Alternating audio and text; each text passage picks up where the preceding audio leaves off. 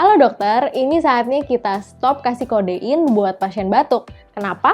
Karena kodein itu nggak efektif buat batuk dan ternyata udah banyak bukti klinis sejak lama.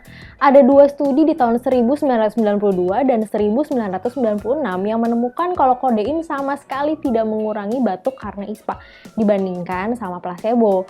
Selain kodein terbukti nggak ada manfaatnya buat batuk, kodein juga menyebabkan depresi sistem saraf pusat dan depresi napas loh. Tahun 2017, FDA mengeluarkan larangan kuat penggunaan kodein buat anak karena ada laporan sebanyak 38 anak mengalami depresi napas dan 24 anak meninggal karena mendapatkan obat yang ada kodeinnya. Wah, serem banget ya. Jangan lagi ya kasih kodein buat batuk.